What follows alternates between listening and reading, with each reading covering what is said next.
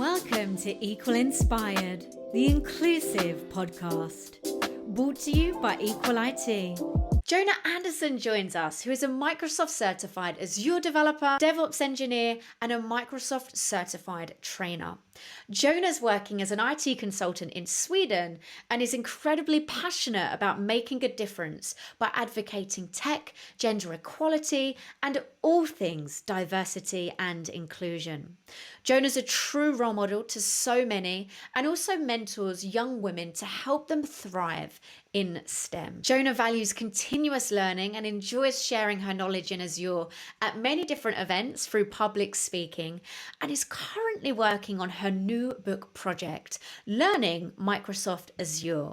And this is a technical guide for IT professionals and developers who want to get started with Microsoft's cloud platform. Jonah's also the founder and one of the community leaders for the Azure User Group Sweden. It's great to be here. Thank you for having me. We would love to know who or what is inspiring you at the moment. What is inspiring me at the moment is actually the things that I do for others in terms of doing the job that I do using my skills, and also at the same time sharing knowledge to others, either by public speaking, organizing tech events to inspire education, or inspiring other women in tech.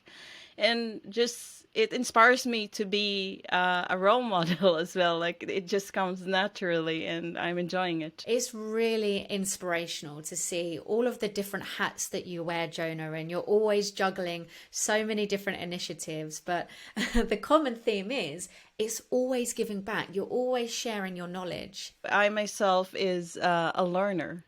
So I always believe that every day is a learning opportunity for us to grow, regardless if it's a problem that you're trying to solve or a problem that didn't get solved, but it becomes a lesson learned.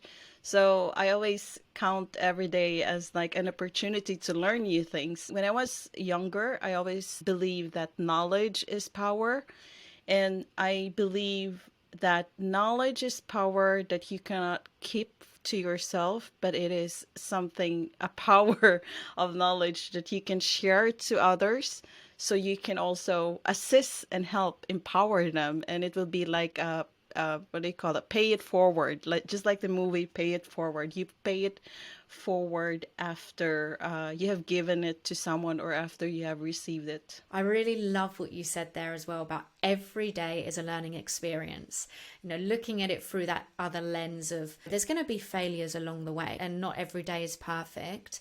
And we can't always be 100% right or get things correct, but it's how can we learn from those? How can we grow? That's where it's really going to shape your character. I totally agree with that, especially me coming from, different background.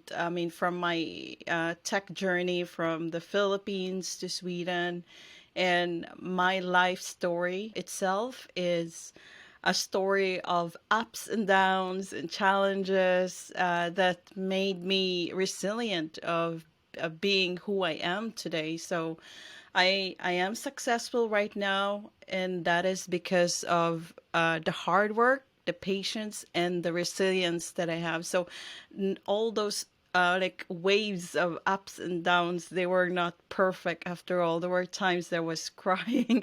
There were times that I was very happy, but it's all part of the learning process, like in everything that we do. That's so true. And feeling those emotions when you're having a bad day and you're going through those struggles, that in itself really helps to shape your character in a very weird way. You know, you sometimes think, well, crying, feeling sad, or feeling really hurt, or grieving, for example, you know, these kind of things I shouldn't embrace. But when you have no other choice, when it's been pushed upon you, things that are out of your control, I think you have to try and look at it through that lens of what can I learn from this? What was this experience trying to teach me, as terrible as it is? And how can I use that to fuel my motivation to be a better person, to not let it define me? And like you say, Jonah, have that resilience to be where you're at now. And you should be so proud of yourself, the great things you're doing. Proud of what I have achieved. At the same time, humble enough also to admit also or share to the world about my humble story from the beginnings of how it started. And hopefully, my story and my journey inspire others, not just in the tech arena, but also in general in life, because I'm working a lot with tech and I'm a very technical person, but in the end, it's us human beings that are building tech or building solutions for tech.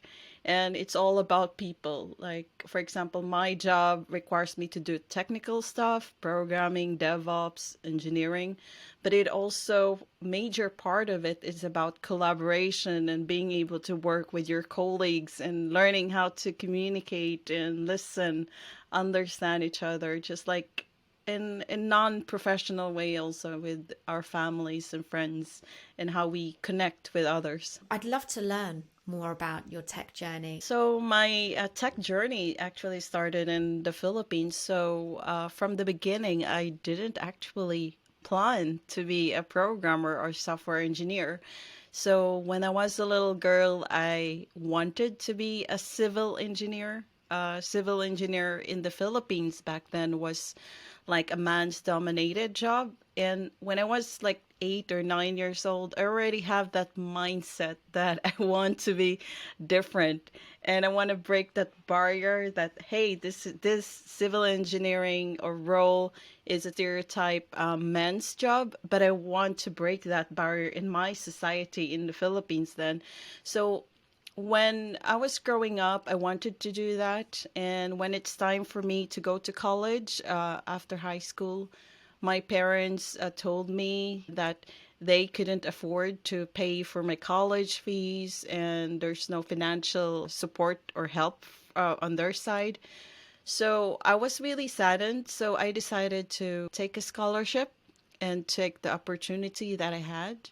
So I took the scholarship. I studied computer science, worked in several jobs, and then about 11 years ago, I moved to Sweden. I continued my journey in working in tech by studying more agile system development, Java development, until I started working as an IT consultant for the past 8 years. And that's the short version of it. But along sides of that story, from the beginning to the end, I had my ups and downs in life, and that includes like life struggles, like taking care of my siblings when my mother died of breast cancer, working hard to prioritize my family instead of taking the career to programming and following my own dreams.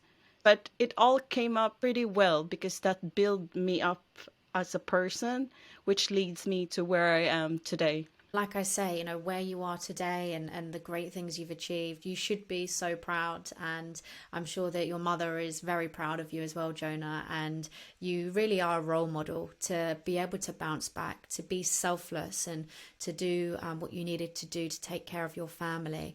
How do you feel that you bounced back from that adversity in your life? I'm a role model now, and I think I gave credit back to my mother, who died of breast cancer when I was turning 18. So I remember, as the eldest child of all children in the family, she had this, like, she was a businesswoman who she was a strong woman who did everything she can, selling stuff, doing this business to take care of us, her children. And when she was diagnosed of cancer, I saw her strength in spite of her physical weakness.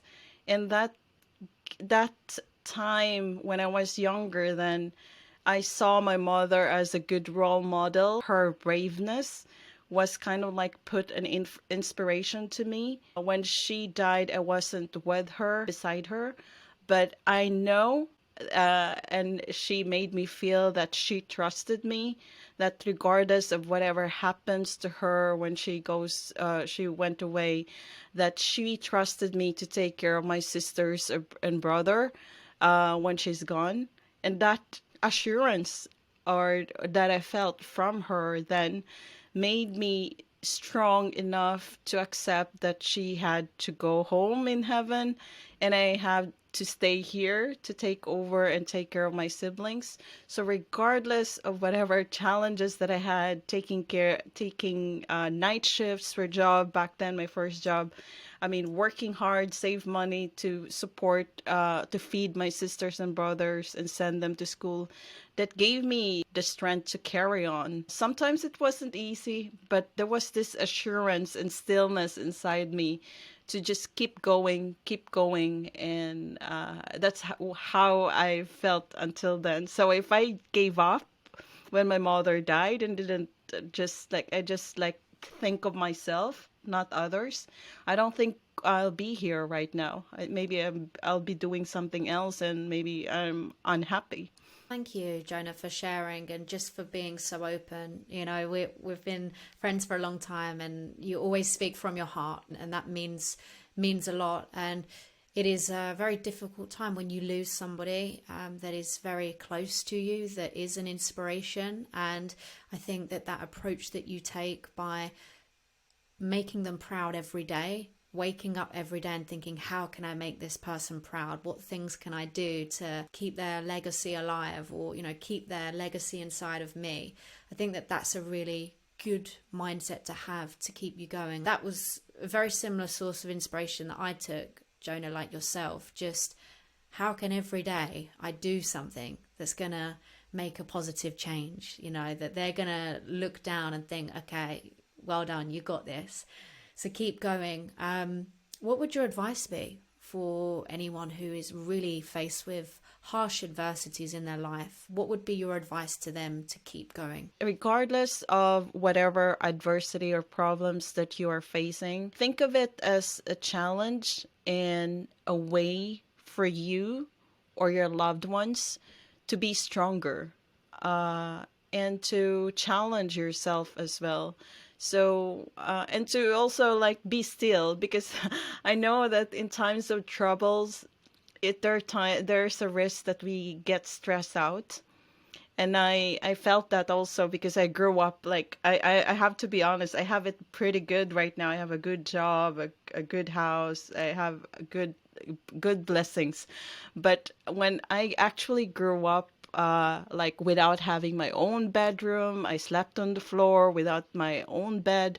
And that is something that I still recall right now, because the struggles or the less that I have that time make me appreciate what I have right now. And that helps me also sympathize with others that are in adversity or in the same situation that I had before. So my advice is to just keep going, don't give up, and it's an opportunity to grow and be stronger, just like how it did to me, the adversity. It made me more resilient in life and more helpful for others. Some really fantastic advice that everybody should try and implement, and it's certainly not the easiest thing to do in the world, but it's really beneficial, really valuable.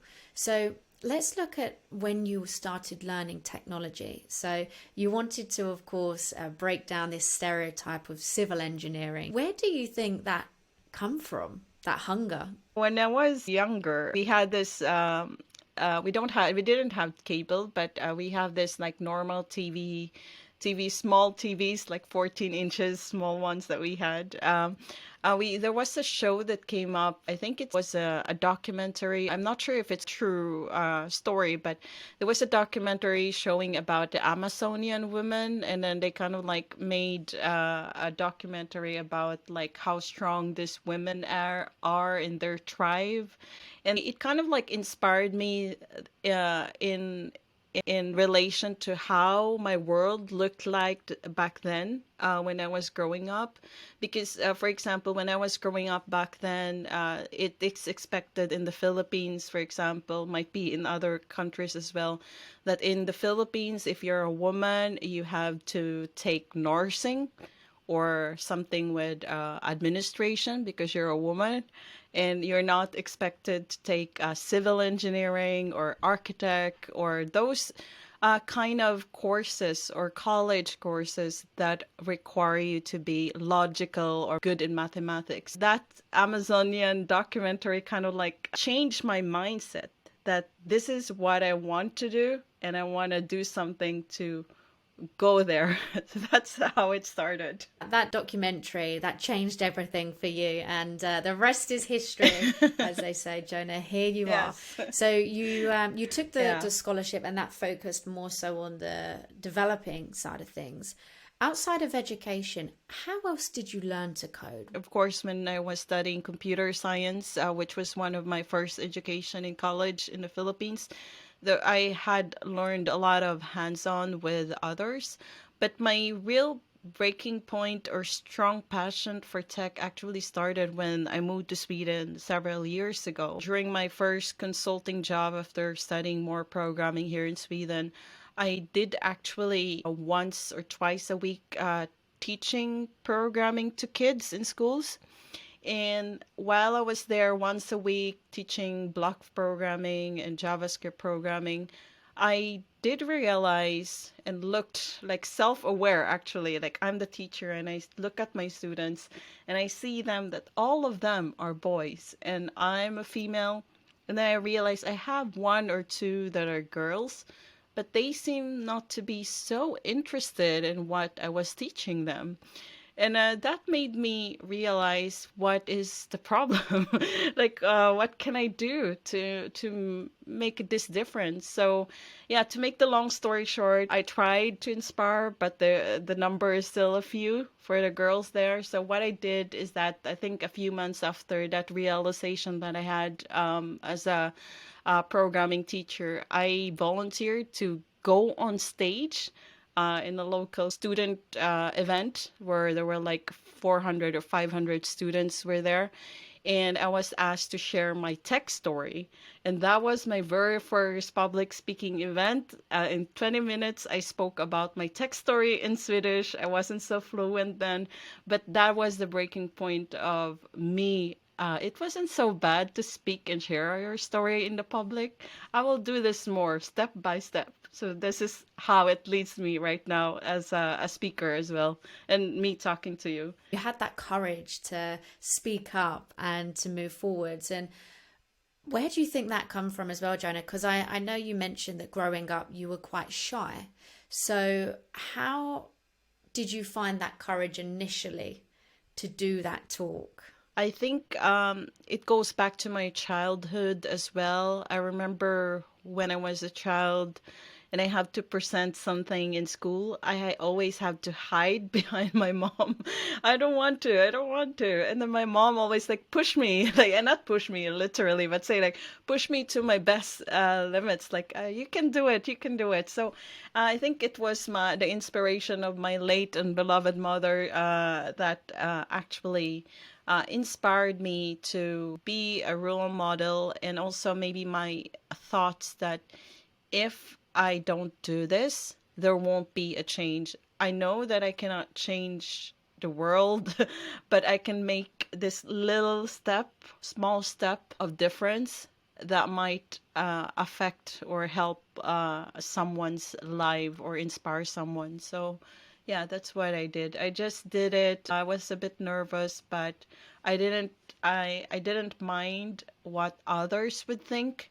I was like focusing that this is my goal. Why I do what I was doing, like being on stage. You touched on something really interesting there, because I think that sometimes it is that element of overthinking that can hold people back from pursuing a talk, from having that courage to be in front of hundreds of people and just really be open, be vulnerable. Overthinking, I could relate to that because that's how I was when I was a little girl, maybe. So, like now in the present, I always think every time I speak or share a knowledge about a technical topic, I always think that I am delivering this talk not because of me, but because the audience or the people that are listening or watching my talk needs me to share it to them. So I always think that it's for the benefit of them. Because if I do that, then I give more value of what I'm talking about.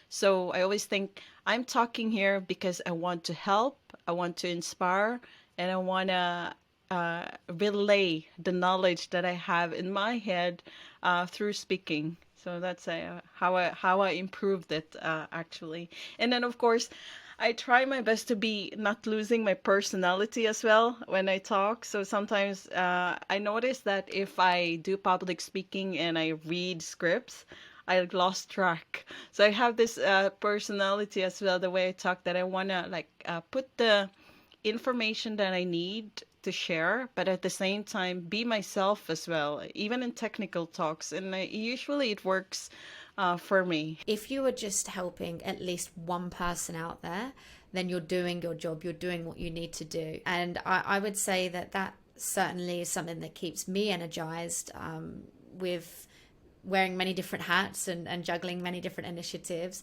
Is that the same for you? Because you are involved in so many great things. Aside from my job as a software engineer or DevOps engineer lead, I actually do training inside my company or outside my company as well. And I volunteer a lot on my free time, leading a community, Azure User Group Sweden, writing my book, and I have my personal life as well. So I have many hats, as you said, but I think the key thing, it can be like a bothering. I can it can be confusing sometimes. I think the thing that I try to keep in mind is to find that balance between work, community, and also personal life as well, and also for yourself, like finding time to do things that you love. And sometimes you have this circle of things to do, but sometimes you have to also learn how to prioritize depending on how it looks and how it feels as well, because you have to listen to your body. If you're tired, don't force it. In the Swedish, you're also familiar with the Swedish culture, I know. There's a word in Sweden called lagom, Lagom. And lagom is like not too much, not too little, just enough. And that's my favorite Swedish word. And that's how I try to do with all the things that I do as well. But to summarize it, all the things that I do at work, community, and writing, for example, they are kind of interrelated because they help me gain the knowledge that I need. And that's how I get energized. When I learn something new, I feel like I'm pep up. And then when I share it to others, I feel inspired because I could help others. That also makes me fill my cup. When you're juggling so many different things, sometimes it can be a little bit overwhelming when there's that added stress of maybe something going on in your own life, your personal life. Like we say, the highs, the lows, it's never just plain sailing. If only it was. So I guess is that a concept as well of learning to say no sometimes. And I agree. yeah, I mean, I know that's something I've really struggled with. Have you struggled with that?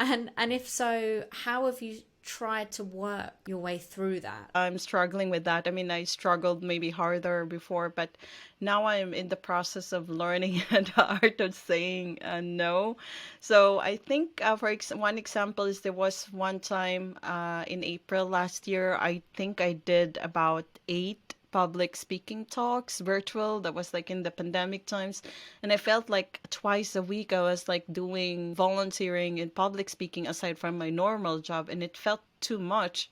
So that made me realize that next year, this year 2022, like I'm gonna make it better in a way that I won't commit too much on things that I think I cannot deliver, or events or engagement that I think that will affect my time or affect my energies. And also learning to say no, you just have to do it. It's hard sometimes because you're saying no to the things that you're passionate about, but sometimes you have to choose. That's right. Sometimes it can do more harm than good as well. I guess Yes, if yes. you're saying yes to all of these things, of course, you want to help, you want to give back, you really want to put your energy in that.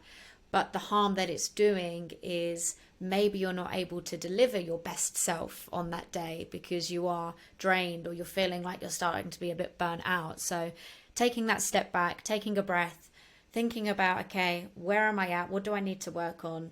That's some really good advice, Jonah. And I will definitely be implementing that because I'm struggling with that at the moment. I know that both you and I always believe in the power of being self-aware, and that's what I also try to do. It's really good that we have this self-awareness within us because you know when to stop, when to move forward, because you're self-aware. And then you feel it like, oh, this habits that I'm doing are causing me to feel negative. And because you're self aware, you're thinking, you're reflecting. I like reflecting about the things that I do. Sometimes I do maybe wrong moves. Sometimes I also look back and think, did I do it right? And it's really good to be self-aware, and that's why we need each other. Like we need to have our family, our friends, or friends in the community that we can share, and also being able to be yourself in the public as well have helped me like be comfortable of being who I am as well. That's really important because also if you're continually masking and trying to be somebody you're not, maybe if it's to fit into a work environment, let's say, you're continually masking yourself because you feel like you can't be who you are. That in itself is also so draining. You know, it really impacts your productivity and the positive impact you're going to have in a business. So, though all those layers are really important, Jonah. There's so many layers to this, but the theme here is self-reflection. That's what matters. It's taking that step back because we can sometimes get caught up in the journey of everyday working or coding and hitting your goals, achieving the things you want to, and just almost being in autopilot mode, you know, and just doing the same things every day, ignoring maybe triggers that are signs of burnout. We just keep going, keep going, keep going. Then we kind of explode and it's too late to take action on anything. I can actually relate to that. I think I think I've shared it in some of the talks I had in terms of my experience of burned out. I did actually experience that in my one of my previous companies or job where I was the only woman in tech, only programmer, and then I was like working hard, no appreciation from the bosses. They expect me to do this, do that, and I was like doing my best to just excel and deliver. And I did too much to the point that I felt burned out with the work that I did at that project, and also the people around me that were not so supportive of what I do, less appreciative of what I did. So that actually impacted me emotionally and physically, that it affected my metabolism. I got rashes on my face. And to make the long story short, I had to choose myself to take care of myself, and I had to quit that job. So it's really important to be self-aware about this negative signals before it goes too far, because that's the reason why I'm very careful, even though I know that it shows that I do a lot. But because of that experience, I'm very, very conscious now, self-aware, and think before it goes too late. What things helped you to overcome those burnout feelings? First, stay away from that toxic environment. That really helped. I mean, I know that I am a very nice person. I'm a good person. I know that by heart. But there are sometimes in certain circumstances that you can end up in a wrong environment and toxic environment with toxic people. So when you come to realization that it's not the right place for you, don't hesitate to just move forward and go to a better place. And that actually helped me. I like move forward to stay away from, hey, I'm in this place. Like it's just like I'm a gardener. So I like planting from seeds. So I'm a gardener. So if you're planting something from seeds, flowers, or vegetables, you have to plant it in a good soil. So just like ourselves, if we are put in the wrong soil, meaning toxic environment, we won't grow there. So you need to find the right environment for you to grow and excel to be your best. And that's what I did. If I was a seed, I moved myself there and I want to grow here. Absolutely love that, Jonah. And actually, on the topic of that toxic culture and environment, how would you describe the complete opposite of that? So, how companies can build more of an inclusive environment where you feel like you can thrive, where your seed can grow and you can flourish? I love that question. I think that's a good question that we should ask all companies to be more diverse and equal and be more inclusive to everyone.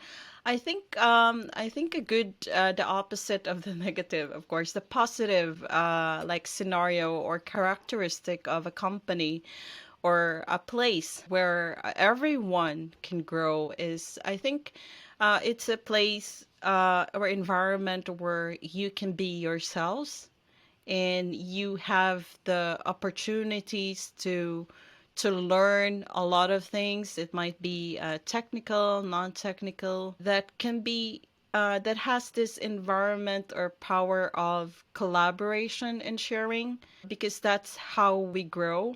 I'm going back again to the gardening example. In terms of collaboration in the environment, there are plants that grow better if they're planted together. So I'm thinking about a good workplace environment for everyone. So if you are in the right place where you have this diverse of talents and experiences, there is this synergy of power and collaboration in the company. That's where you also feel good and feel at your best, because we humans are designed to connect with other humans. So if you have that place, environment, regardless of whatever field it is, IT or non IT, where everyone feels accepted and respected and has the opportunity to share, and vice versa. I think that's a good environment for everyone to grow. Not every environment is perfect. There may be people who make some mistakes, but if those people who make the mistakes can be open to the feedback, they want to learn, they want to know how they can do better, I guess that also helps everybody thrive. Yeah, I think we have to break that barrier of being like human at workplace is very important, because I mean, when you are in a workplace or a work environment, it's expected that you cannot cry, you cannot be emotional, you have to be professional, you have to be perfect in what they do.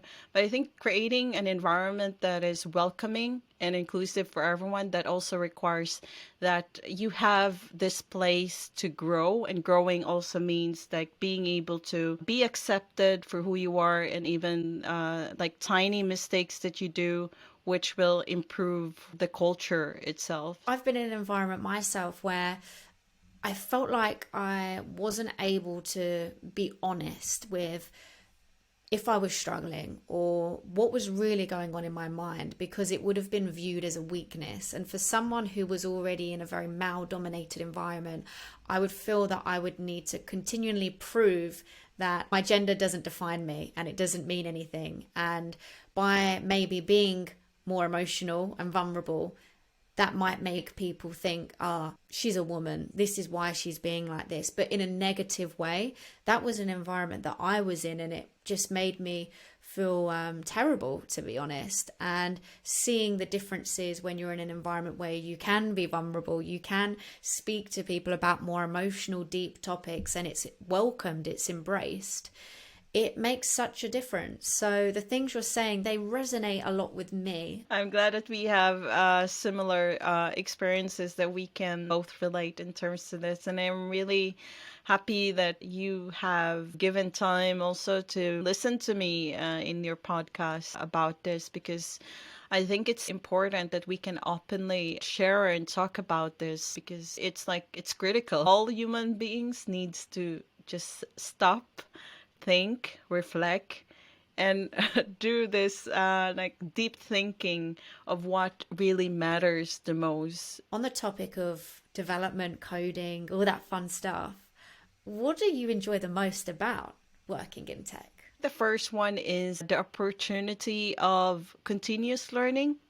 I really love that. And then second is the opportunity to collaborate and connect with different people of different backgrounds, like learning from them technically or learning about them as a person and being able to collaborate and connect with them from different parts of the world. I think that's really interesting. It's like you're traveling around the world by connecting to different human beings.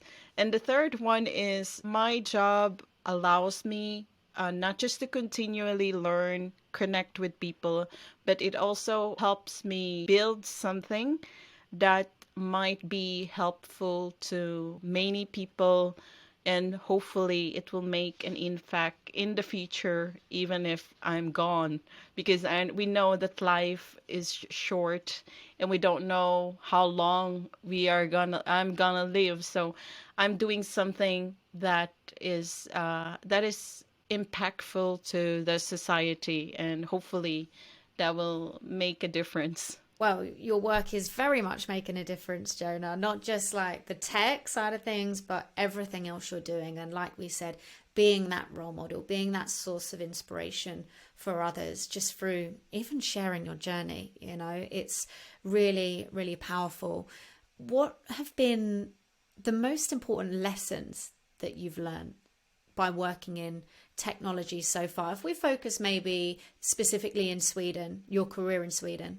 Daring to speak up. That's what I learned based on my journey. And daring to speak up is really important, especially if you are someone, I mean, like me, that doesn't have a Swedish background or maybe grew up from a different country and migrated to Sweden. And in being a woman in tech as well, I think it is important to speak up and clearly communicate uh, not just what you want to do, but what bothers you as well that doesn't feel right. Because there's this culture that just let it go, even if it hurts you or even if it affected you emotionally or intellectually. It's important that you speak up, because it's either you speak up and you get a response that's negative, or you get a response that's positive that will help solve the issue that you're trying to raise. And that is a culture, I think, that needs to be improved in many workplaces, that women in tech, for example, that feels like they're being left out or not being included. They need to just don't sit in the corner and be shy, just like how I was when I was little, but to get out and be in front and tell them, hey, I want to talk to you, even to your boss. Don't be scared. Hey, I need a one-on-one meeting with you, and then book that meeting, initiate it, be proactive, and tell that person what you feel and how you want to solve it, how you want to solve it together, so you can have a better collaboration in work or whatever it might be. That's really powerful. I guess it's all about the delivery as well and how you say these things to people, and that whole concept again of overthinking, right? It's that idea that we build up the scenario in our mind of how that conversation might go. Yeah. And it's so bad in our head that we just don't end up acting on it. And then the environment is exactly the same and nothing changes. So finding your voice, I love that. But that can be really hard for some people. It can be very daunting. What things do you feel really helped you to be less shy, to have that confidence, to find your voice so you could speak up? My favorite quote, which is like be brave and be courageous and be yourself, is what actually made me have that courage to speak up. And also, I think of the negative side of it and the positive side of if I do things. So if I don't do this, this means I would maybe think about it all the time, just like going back to the overthinking.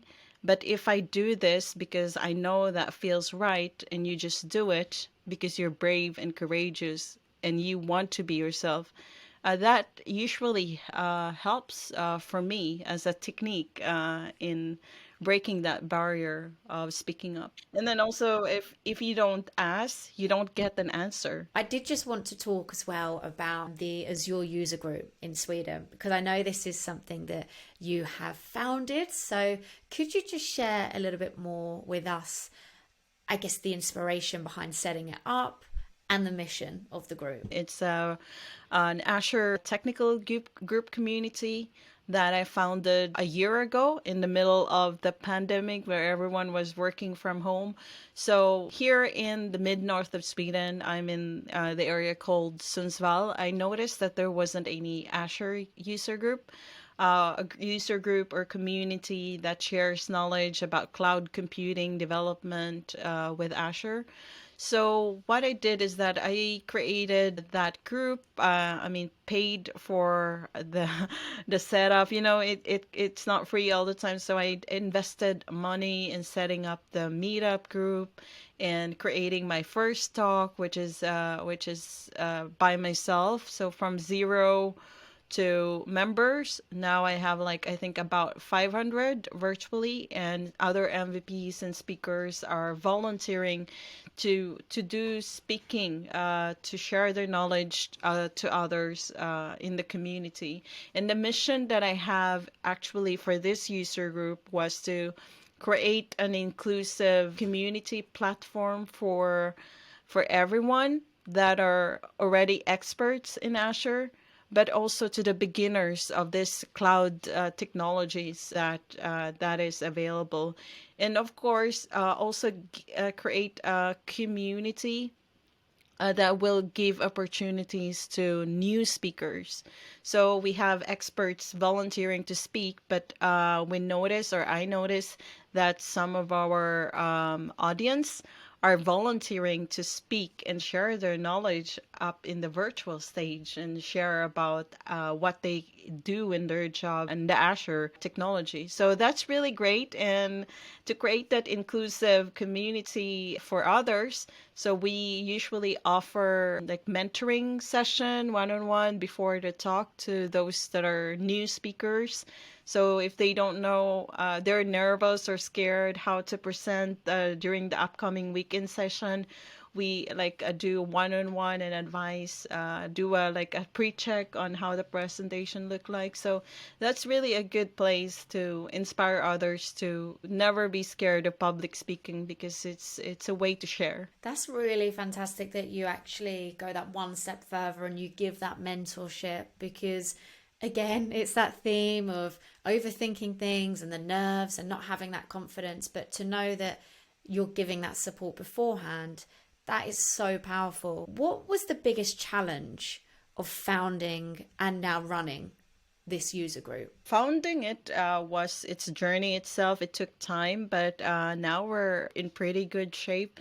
But I think the challenges that we have right now is finding female speakers, like making it equal. So even though we have a lot of expert speakers submitting talks in this call for papers that we published, there are quite a few technical female speakers that could deliver this kind of topics. So that's one of the challenges. So what I do as one of the organizers in the community and leader as well is to try to find that balance. Like if you have a list of speakers that are all males and then you have a few that are female, we try to prioritize actually those that I think that should be like prioritized up to the list, just to kind of like give that balance that there's this great female speakers as well that have some great things to share.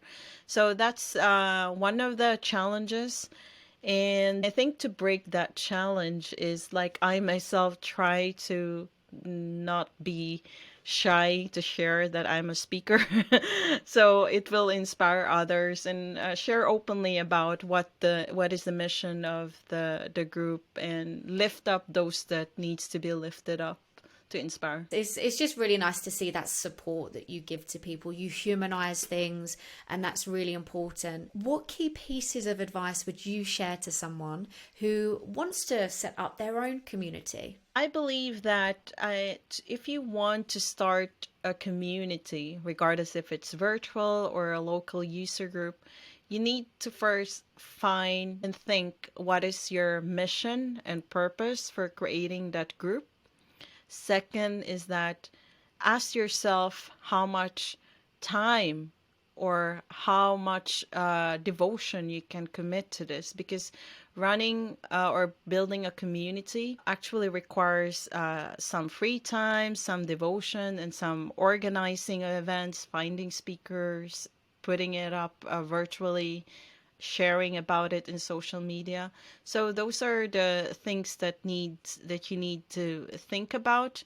And also it is also important to take note that once you have built that community, you have to learn how to like manage that community in a way that you connect with others, that you're a community but you're a leader, but you're a group that can collaborate with each other and also be consistent. So you cannot just like have one event in 1 month and then an event after 6 months. So in our group, we try to be consistent of organizing a meetup every 2 weeks, bi-weekly on Saturdays. So we try to do that, and we try to connect with our audience who wants or have time by having an after session, 20-minute fika after a presentation, so they can personally one-on-one meet the speakers and reach out to them live and connect with them. So yeah, that's those are my top advice. There's more actually, but they can reach out to me if they need to. I can imagine there's a long list. Like we say, every day is a lesson, right? So add another thing to the list. Yes. But there's some real Yes. great gems there. How can the community get involved? How can they support as your user group, Sweden? If you want to learn about Azure or want to join our community, or if you're someone that wants to speak and have something to share within that topic, feel free to join us or search us on Meetup, so Azure User Group Sweden. Or if you can't find it, you can just go ahead and connect with me on LinkedIn, Jonah Anderson. I also have a link tree. So Linktree, Jonah Anderson, with all my links to Twitter. So I think Ellie would be able to share that as well. But feel free to connect in those channels, and then we can get started, whatever that you need help with. It's been such a pleasure speaking with you, Jonah. I'm so grateful for your time as always, and just for your openness. It's a real pleasure. Just love to know, what 3 books have really positively impacted your life? Because I know you love reading. Yeah, I do. I do. Aside from the book that I'm writing right now, which should be my favorite, but the books that really inspired me first when I was in the Philippines was the Seven Habits of Highly Effective People by Stephen Covey, and also Simon Sinek, Find Your Why. That's also a good one. I read a lot, so there's a lot of inspiration. Recently, I've been reading a few technical books, and also there's this book called Mastery by Green. That's also a good one. Since I've been focused on writing my book, I'm reading a book of 100 Ways to Improve Your Writing. So it lists down the top list of things that can improve your writing. For example, if you're writing a presentation or writing a book, whatever it is, or what are the techniques that you can do if you're on a writer's block, and 100 ways. There's a lot to see. Notice I have a lot of things here. How about you, Ellie? What are you reading right now that's inspiring you? I've just read a book called Talk Like Ted, which was a really good book. It was a recommendation from a friend. I have this Oh, in amazing. Swedish. Yeah, it's a really good book. So I've just finished reading that, and I'm now reading Better Allies by Karen Catlin, which is on my shelf here, which is a really fantastic book in terms of all things allyship, sharing knowledge, inspiration on how to be a better ally. And I'm really loving it so far. And I'm trying myself to get more into reading. I went for a stage of really struggling to actually finish a book. Like I'd get into a book, I'd read it on my train commute, and then I'd stop getting the train for a few weeks and it just wouldn't get finished. But I make a point now of reading for 30 minutes when I wake up, for 30 minutes before I go to bed. And it's really changed my outlook, my productivity on actually everything. So that's really helped me. But that's a book I can really recommend, Better Allies. I will read that. I can relate to this, what you said about finishing a book at one time. So focusing on one book, not buy a new one and then don't read it and it stays on your shelf. Is there anything else that you'd like to share that you're working on, any initiatives? Yeah, I actually also, I have a lot of initiatives. So I actually co-host a podcast called Extend Women in Tech Podcast that you will be able to find on Spotify and Anchor as well. So the purpose of the podcast is to highlight women in tech and interview them, and not just interview them, but also talk about the technical and non-technical aspects of working in tech, and lift all those great people and women in the industry. So if you want or have time, feel free to listen to the previous episodes that we have. I think the recent one was about me and Shedi talking about how it is working as a software developer in different areas like front end, back end, or cloud developer. So it's worth checking out. It's been so good speaking with you. Thank you so much for having me. Thank you for listening to today's episode, and we hope you're feeling inspired. If you are, please feel free to like, share, subscribe, and join us on our mission to create a diverse, inclusive, and equitable universe. This podcast is brought to you by Equal IT, a mission-driven business working to diversify tech teams through refined talent acquisition, complemented by diversity and inclusion consulting. As an Azure Heroes inclusive leader, we aim for teams to cultivate a strong sense of belonging and equity. Find us on Twitter and LinkedIn. We welcome your feedback, questions, and would love to hear from you. Join us next time on Equal Inspired.